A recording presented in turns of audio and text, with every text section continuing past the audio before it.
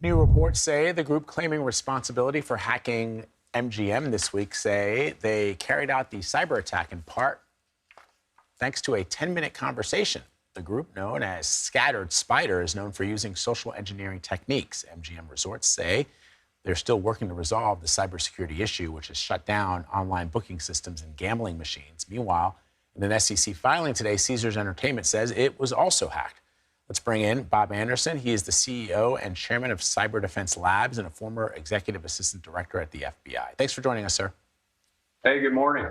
So should people who have shared their info with MGM or Caesars be worried at the moment? I think the word they need to be thinking about is vigilance. They definitely need to be watching all their banking information and their personal identifiable information. One of the reasons bad guys attack places like this is for data. And quite frankly, casinos, just like hospitals, have it all. They have personal identifiable information, credit card information, PCI, and banking. And if you look at the employees, which we really need to be talking about, of MGM, they also have healthcare information of their employees. And a lot of times that's left out in these breaches. So they all should be very vigilant in the coming days, weeks, and months.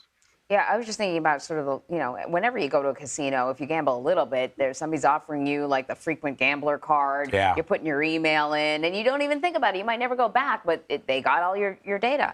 So social engineering, and I've said this for a long time, we are the problem. We are the weakest link, because that's essentially what social engineering is. It's not about, breaking into the software. It's about breaking into the humans using the software. You're absolutely right. Unfortunately, all that stuff that we put on our phones nowadays, and some of it's used for business, some of it's used for pleasure, you have to look at it as potential risk. Bad guys, bad gals have gotten very sophisticated with this over the years. Ever since I go back to 2013, when all the big breaches started with Sony and Ed Snowden and a bunch of them, social engineering is a key piece of this. The other thing I got to tell you, this, to me, was a well-surveilled breach. And what I mean by surveilled, it's not a bunch of guys sitting outside of MGM watching who's going in and out. It's somewhere along the line, either the bad guys have got in through social engineering and or other means. That could be an insider as a person, or it could be an insider as some type of cyber attack with a worm that can move laterally across the organization, obtain credentials, and then launch the attack.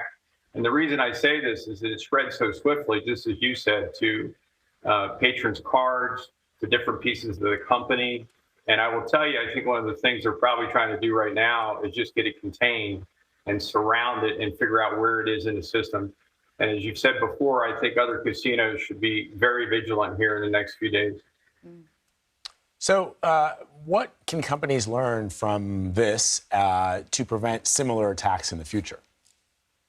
I got to tell you, I've been saying this for 9 years since I've been in the private sector, since I left the FBI.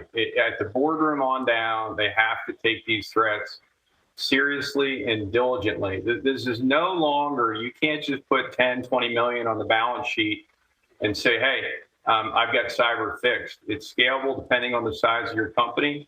You have to be engaged. I was just at a board meeting the other day in Dallas, where I jumped up and down about this. You have to be engaged. You have to make sure that you ask questions about what's going on inside your IT infrastructure and your cyber security. And that means asking your CIO, your CISO, and whoever's above them, usually the CFO or general counsel, how are we doing? You don't need to be the expert, but you have to ask questions daily. This thing is on a bell curve.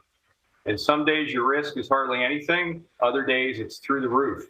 And right now, if I was in any of the verticals, not just casinos, but banking and hospitals that are watching this attack, because again, as I've said, bad guys, bad gals are after data. I will bet money this will be one of the most costly breaches we've heard of when it's all done and said, especially between, unfortunately nowadays, class action lawsuits that follow these things and what the bad guys are asking for, let alone the remediation. So you need to be vigilant, need to ask questions. Well, Bob, you know what they say, like the bad guys only have to be good once and everyone else has to be good all the time. If you could give us a sense of just, let's use a casino as an example, just how many cyber attacks are they thwarting on a regular basis? a big infrastructure business like this, casinos or anything else, they're getting hit thousands of times a day. But you have to layer your security, and I'm sure they have. The thing that bothers me is about potentially maybe they didn't have their system segmented enough, but I don't know. But the reality is they get hit thousands of times a day, and you layer your system security through managed service providers with technology to filter that down from thousands of things you need to be looking at to littler and littler. So you're only looking at the top 10% of things that you're really worried about. The problem with all that is through social engineering, email compromises, and just good employees that are trying to do a good job and hurrying to get a bunch of stuff done because they all have lives. All it takes is one click. And if something's downloaded into that IT infrastructure, and I would bet money this has been an attack that's been under works for a while, no different than Sony and other attacks that I've been involved in. And they've surveilled this system in a way that when they launch this attack, and it sounds like to me it's become devastating. And that's the reality. So you're absolutely right. Bad guys only need to be once. And so you need to understand that. And then you need to prepare what you're going to do to lessen that damage, lessen that threat moving through your corporation before it gets to a point where it's unsalvageable. All right, Bob Anderson, thank you very much. Good advice. Thank you.